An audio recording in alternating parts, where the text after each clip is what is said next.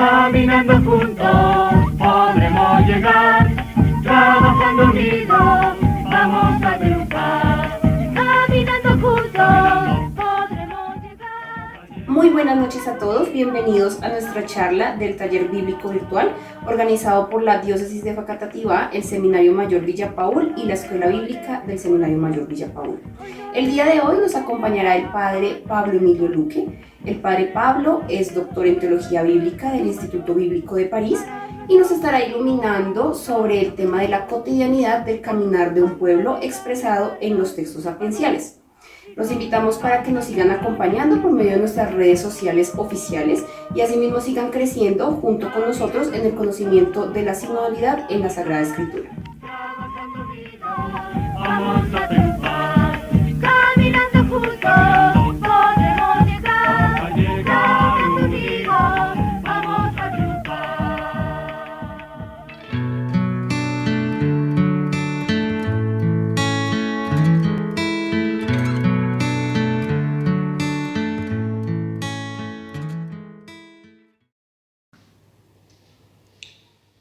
Un fraternal saludo a todas las personas que nos siguen desde la virtualidad en este mes de formación bíblica con el Seminario de Villa Paul y la Diócesis de Facatativá. Me da mucho gusto poder participar en estos encuentros de formación bíblica. Este mes, como lo hemos venido diciendo, estamos abordando el tema de la sinodalidad en las Sagradas Escrituras.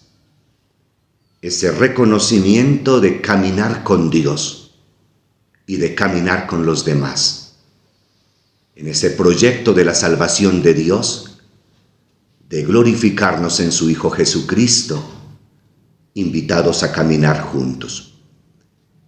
Lo que les quiero compartir en esta noche es la cotidianidad del caminar de un pueblo en la literatura poética del Antiguo Testamento y en la literatura sapiencial del Antiguo Testamento. Sé que han seguido con fidelidad los anteriores encuentros y se ha repetido con insistencia que el pueblo de Dios ha ido adquiriendo conciencia de ser un pueblo que le pertenece a Dios, un pueblo elegido, un pueblo que reconoce que Dios camina con ellos. Es toda la historia presente en el libro del Éxodo, en el libro de los Números, en el libro del Deuteronomio y también en la historia deuteronomista de los libros de primero, segundo Samuel, primero y segundo libro de los Reyes. Esta concepción de que Dios camina con su pueblo está grabada en el ADN del pueblo de Dios, del pueblo de Israel. Podemos decir que el pueblo tiene conciencia de que Dios camina con la humanidad. Y cuando nos acercamos a la literatura poética, descubrimos hermosos salmos que nos revelan esta gran convicción. A título de ejemplo, ustedes ven en la pantalla unas frases del Salmo 23. El Señor es mi pastor, nada me falta. En verdes pastos me hace reposar. Me conduce a fuentes tranquilas. Allí repara mis fuerzas. Me guía por cañadas seguras haciendo honor a su nombre. Aunque fuese por valle tenebroso, ningún mal temería, pues tú vienes conmigo. Tu vara y tu cayado me sosiegan. Miren cómo a través de ese lenguaje del alma que es la poesía, el autor sagrado está convencido de que Dios camina con él. ¿Y quién de nosotros no ha orado con este salmo? Especialmente en momentos de angustia, nuestra alma necesita reconfortarse y este poeta nos comparte esta emoción del alma. Dios camina con nosotros. Hay otro salmo, el Salmo 77, que reafirma esa conciencia de que Dios camina con la humanidad. Solo tomé algunos versículos. Mi voz clama a Dios, mi voz al Dios que me escucha.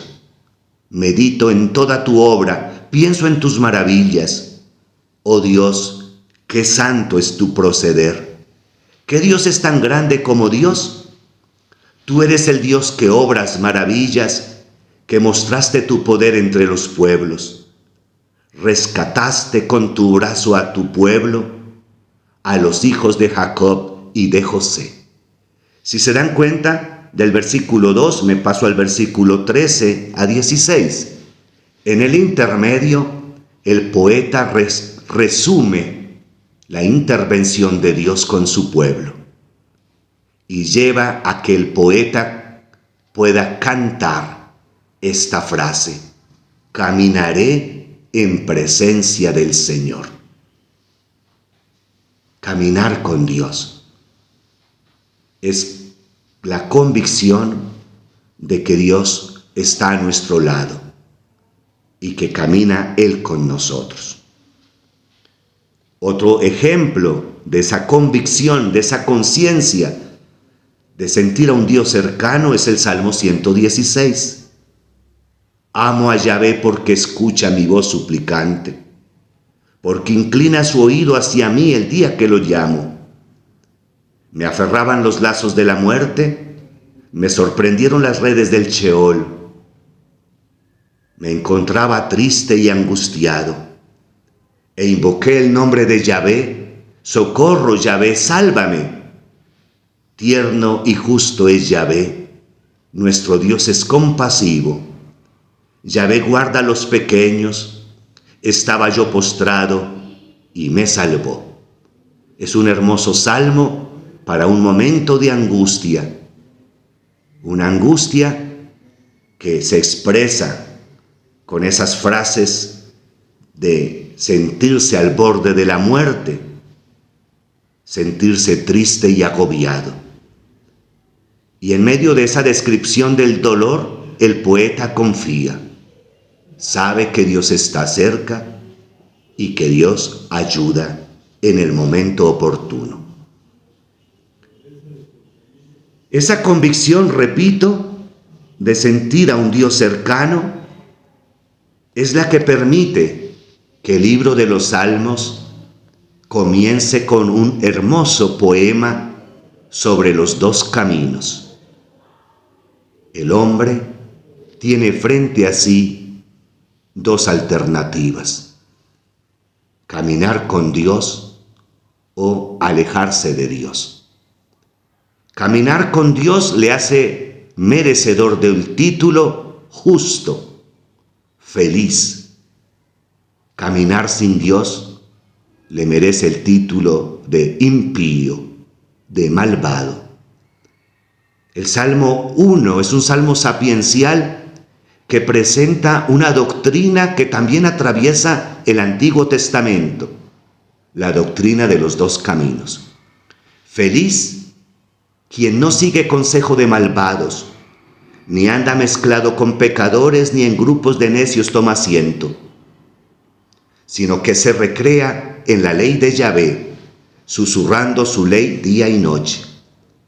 Y miren cómo es el que camina al lado de Dios.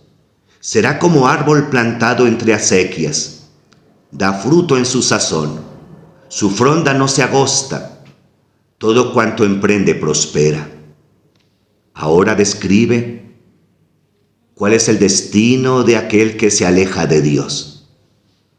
Pero no será así con los malvados. Será como tamo impulsado por el viento. No se sostendrán los malvados en el juicio, ni los pecadores en la reunión de los justos. Pues Yahvé conoce el camino de los justos, pero el camino de los malvados se extravía. Y en otra traducción, el camino de los malvados acaba mal.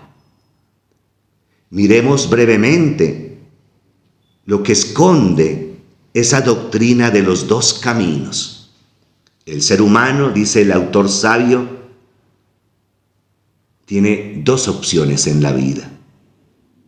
No hay una tercera vía. No hay espacio para hacer agua tibia. Me paso al Apocalipsis, no es el tema de hoy, pero de alguna manera recoge esa teología de los dos caminos.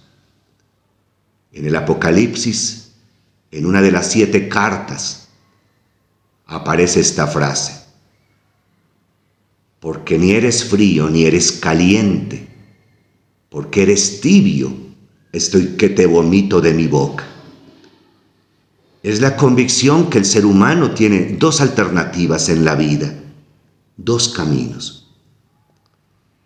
Este tema se encuentra en muchos lugares de la Sagrada Escritura. A título de ejemplo, ya el libro del Deuteronomio, en el capítulo 30, versículo 15, menciona los dos caminos. El libro de Jeremías, en el capítulo 21, versículo 8, lo menciona también. Y un texto de la literatura sapiencial, Proverbios 4:18, vuelve y retoma la doctrina de los dos caminos, que ya lo veíamos en la literatura poética, el Salmo 1 de nuestra Biblia. Y en el Nuevo Testamento, en el Sermón de la Montaña, Jesús también nos recuerda los dos caminos. ¿A qué hace referencia esta doctrina de los dos caminos? Se refiere a la responsabilidad personal, a nuestro comportamiento y asumir las consecuencias de nuestros actos. Y en eso va a insistir mucho el autor sabio del Antiguo Testamento. Aunque a veces pareciera ser lo contrario, la convicción del hombre sabio es que la verdadera felicidad se da solo en los que son fieles a la voluntad de Dios. Y aquí podemos entrar en un gran debate. El hombre bíblico, en su primera reflexión teológica, tiene la convicción de que al hombre bueno le va bien en la vida y que al hombre malo le debe ir mal en la vida. Por ejemplo, en el libro de los Proverbios 4:18 leemos lo siguiente: la senda de los justos es como la luz del alba, que se va esclareciendo hasta pleno día. Pero el camino de los malvados es tenebroso, no saben dónde tropiezan. Esa frase de Proverbios recoge la reflexión de los teólogos del Antiguo Testamento, de los autores del Antiguo Testamento, que será el fundamento de la doctrina de la retribución. Al hombre bueno le va bien, al hombre malo le va mal. Y sin embargo, se constata que en la práctica no es tan clara la aplicación. Los sabios se las ingeniaban para exponer desde diversos ángulos su doctrina de los dos caminos. El camino del bien que conduce a la autorrealización y el camino del mal que conduce a la autodestrucción. Quien elige el primer camino se le llama sabio, se le llama justo. En cambio, el que opta por el camino del mal recibe el título de necio o de malvado. Y con el transcurrir de la historia, vemos que esta doctrina tiene sus bemoles. Hay desajustes de esta teoría. Y nosotros también lo experimentamos cotidianamente. Miren lo maravilloso de la Biblia. La Biblia es como un espejo del alma humana. Y ahí nos sentimos identificados nosotros. ¿Cuántas veces anhelamos hacer el bien? Y vemos que la consecuencia de hacer el bien es que nos va mal en la vida. Y en cambio sentimos envidia del malvado que, portándose mal, pareciera que la vida lo recompensara. Prosperidad de los malvados y fracaso de los justos. Y entonces el autor, los hombres de la Biblia, los autores de los libros sapienciales, llegan a concluir que su reflexión, su doctrina de la retribución, la sabiduría humana, no era suficiente para triunfar en la vida. Y entonces esa sabiduría humana va llevando a la humildad. El hombre no tiene respuesta a todos los interrogantes. Y entonces debe acercarse a una sabiduría divina que nos dé luces para entender por qué a los buenos les va mal y a los malos les va bien. Vamos a meditar brevemente en estas respuestas que da el hombre bíblico. El hombre o las comunidades que favorecieron la producción de estos libros sagrados. Comencemos con una pequeña introducción de la literatura sapiencial israelita. Hay dos términos en hebreo para designar al sabio y a la sabiduría. La expresión en hebreo para sabio es hakam y para sabiduría hokmah. El término más utilizado en la literatura sapiencial es la hokmah, que traducimos en castellano como sabiduría. Pero esa sabiduría no consiste en tener un cúmulo de conocimientos, de teorías. La hokmah tiene que ver más con ideas religiosas. En ocasiones equivale a la piedad.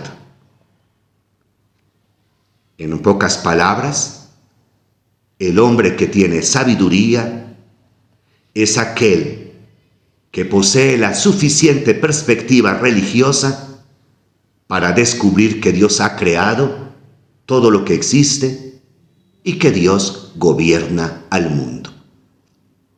En otras palabras, la sabiduría bíblica no consiste en saber muchas cosas. La sabiduría, según el hombre bíblico, es el arte de vivir y de vivir bien. Y vivir bien no es otra cosa que creer que hay un Dios que lo sabe todo, que existe realmente Dios. Y eso es lo que llamamos el temor del Señor. Sabemos que temor del Señor en la Sagrada Escritura no es miedo a Dios, es la afirmación de que Dios existe, de que Dios no es una teoría, de que Dios no es un tratado, de que Dios es un ser personal, que me sobrepasa, que es infinitamente superior a mí, que yo soy su criatura. Y cuando yo establezco una relación con Él, aparece lo que llamamos la religión. El hombre sabio es el que sabe vivir bien. Y según la Sagrada Escritura, el que sabe vivir bien es aquel que tiene una estrecha relación con Dios, una íntima relación con Dios. Y esa íntima relación con Dios se expresa en esta frase: el principio de la sabiduría es temer al Señor. Aparecen muchas frases en la Sagrada Escritura, muchos versículos que repiten esta convicción. El capítulo 1, versículo 7 de Proverbios lo afirma. El libro del Eclesiástico 1:14 lo repite. 1:16, 1:18, 1:20 del Eclesiástico repite la misma expresión. Y también el maravilloso libro de Job 28:28. El temor del Señor es el principio de la sabiduría. Como hemos puesto el dedo sobre la llaga, sobre una idea que todos nos hemos hecho, una idea que se nos ha cruzado en la mente, en el corazón: ¿por qué a los hombres buenos, a las mujeres buenas, a la humanidad buena le va mal? Qué bonito acercarnos al libro de Job. Un libro que lo conocemos todos. Un libro de 42 capítulos que en su origen era un pequeño cuento, una pequeña historia, y que después un autor sabio descompone esa historia en dos para abordar la doctrina de la retribución. Ya se las mencioné hace un instante. Esa doctrina que está muy presente en el Antiguo Testamento. Al hombre bueno le debe ir bien, al hombre malo le debe ir mal. Y el autor del libro de Job, el sabio de este libro, a través del ejemplo de un hombre que fue bueno y le fue mal, cuestiona esa doctrina de la retribución. Este libro, en síntesis, se trata de un autor que cuestiona una fe apoyada solo en conocimientos o en teorías. Cuestiona esa fe que se basa en teorías y no en la experiencia de la vida, en el que Dios se manifiesta en los acontecimientos y en la historia. No le tengamos miedo a leer el libro de Job. No le tengamos miedo a dejar que a veces se nos derrumben nuestras concepciones, nuestras teorías, para volver a comenzar. Eso es lo que propone el autor del libro de Job. El libro de Job nos da un hermoso consejo para nuestro caminar en la fe. Para tener el todo con mayúscula, hay que dejarlo todo, incluso las propias seguridades de la fe. San Agustín lo dirá de otra forma: para llenarme del todo, debo vaciarme de todo. La literatura sapiencial es una bonita caminata de espiritualidad en la que nos invita a no tenerle miedo a la duda, a no tener miedo a formularnos esas preguntas que fueran contrarias a la fe. Conocemos la historia de Job, un hombre virtuoso que se le derrumbó la vida en un instante. Y siempre nos han enseñado de la paciencia del santo Job. Y en realidad, cuando leemos todo el libro, Job no es tan paciente. Capítulo 16, Job se rebela contra Dios y lo cuestiona. No entiendo por qué me pasa esto en la vida. Y aparece un supuesto silencio de Dios. Miren, Job en el capítulo 16 interroga a Dios y lo cuestiona. Después sigue el diálogo con los amigos de Job que le quieren hacer ver a Job que debió hacer algo malo justamente para que se cumpla la doctrina de la retribución. 3 amigos, queriendo ayudar a Job, no parecen tan buenos amigos, porque quieren como escarbar la conciencia a ver si Job por fin confiesa cuál es su pecado para que le esté yendo mal. Y entonces, antes de Job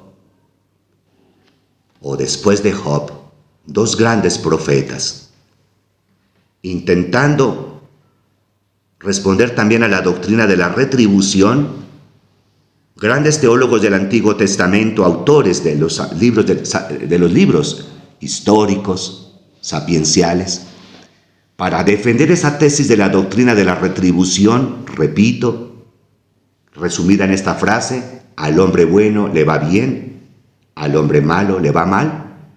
Y entonces, ¿cómo explicar que al hombre bueno le va mal?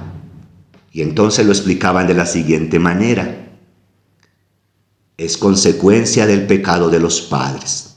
Los hijos pagan las consecuencias de los errores de los papás.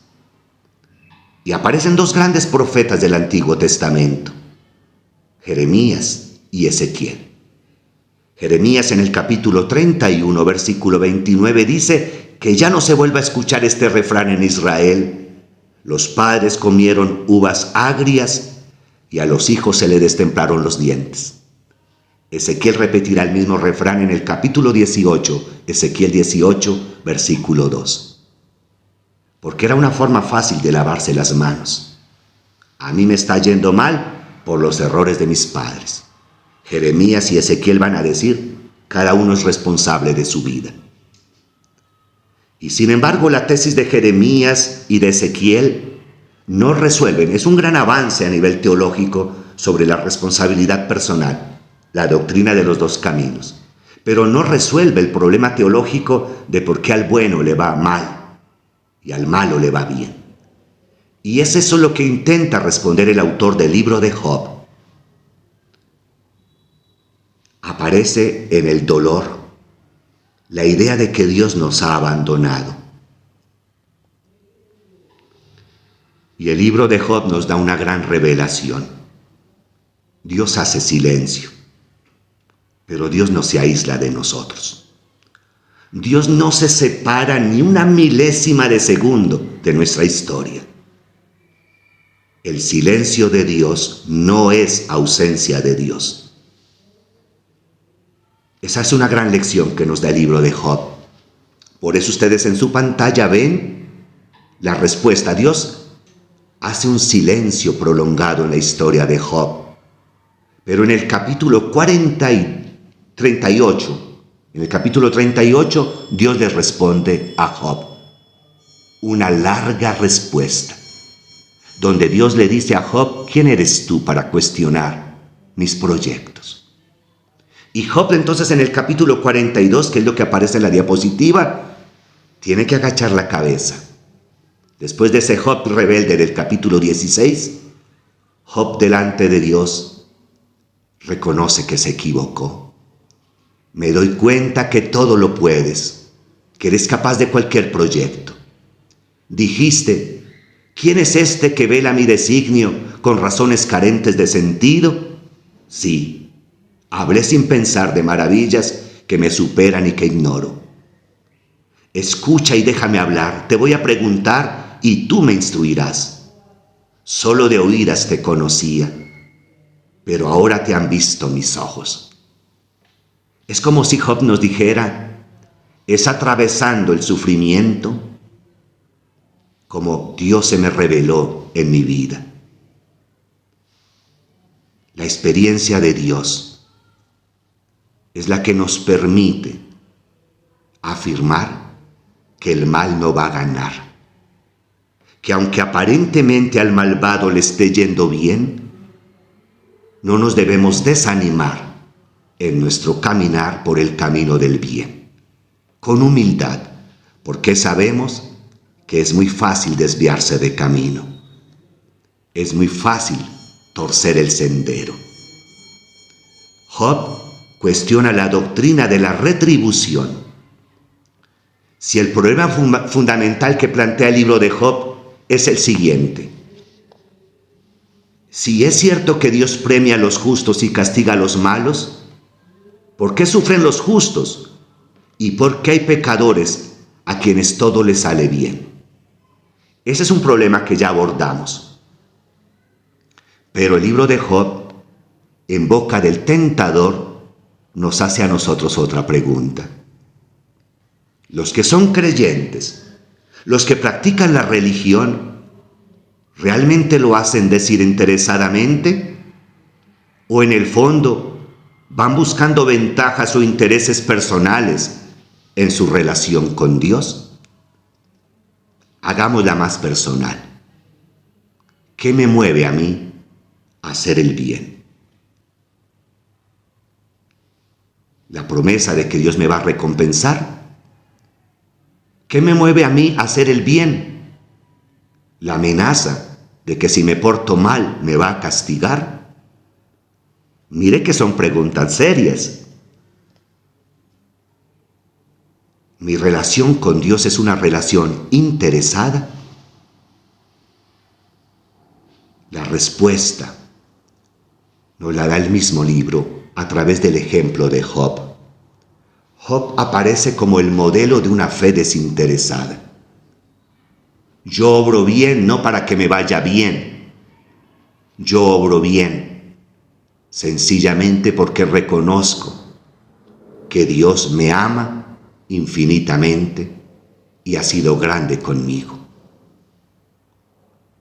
Obro bien no por la ilusión de una recompensa o el miedo a un castigo.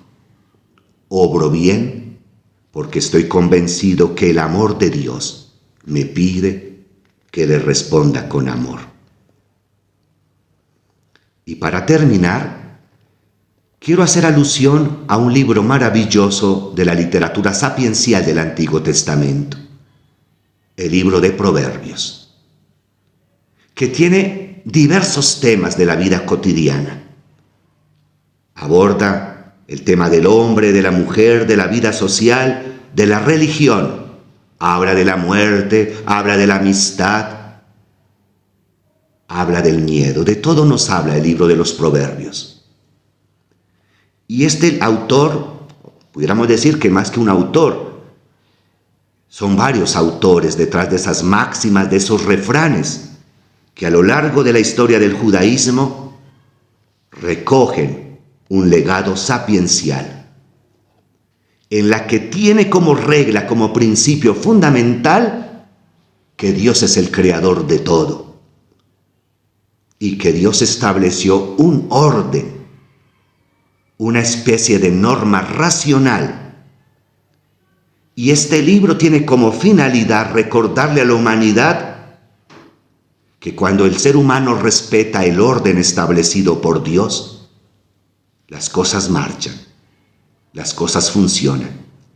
Pero cuando el ser humano, la humanidad, rompe ese orden con Dios y con el orden que Dios estableció en la creación, aparece el caos, aparece el sufrimiento y aparece la muerte. Si la sociedad se apartaba de ese orden inscrito en las leyes de la naturaleza, en las leyes humanas, el caos arriba, llega, se hace presente. Otro libro maravilloso es el libro del Sirácida, o el libro del Eclesiástico, que nos recuerda que la fe es una fuerza extraordinaria que le da sentido a nuestra vida, le da una razón de ser de vivir la fe, y esa razón de ser es encontrarse con Dios.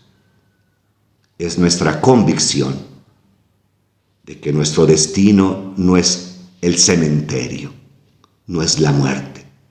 Nuestro destino es el encuentro personal y definitivo con Dios.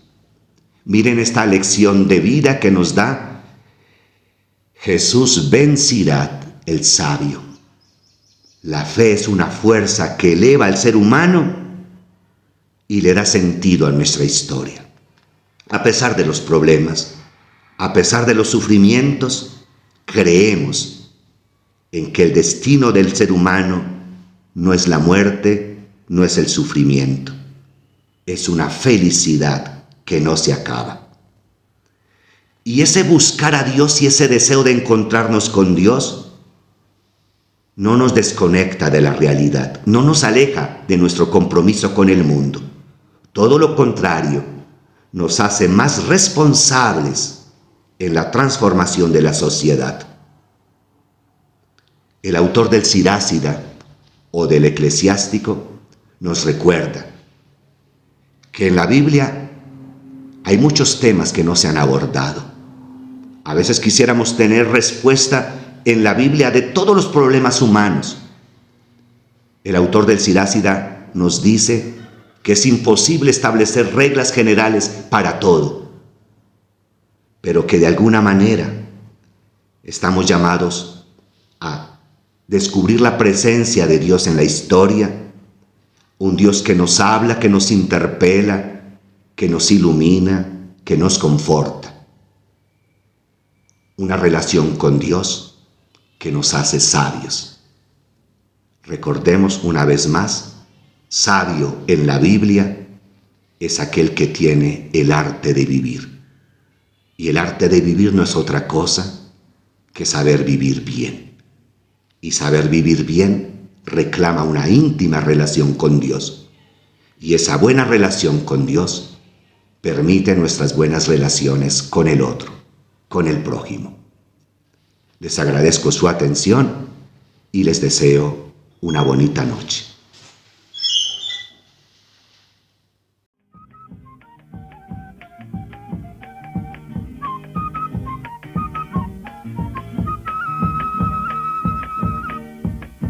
Caminando juntos podremos llegar.